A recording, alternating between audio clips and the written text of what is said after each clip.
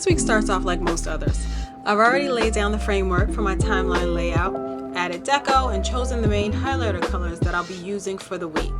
Now that week 33 is officially here, it's time to set up this spread. My weeklies are super functional, while my daily pages are much more creative. This is what works best for me.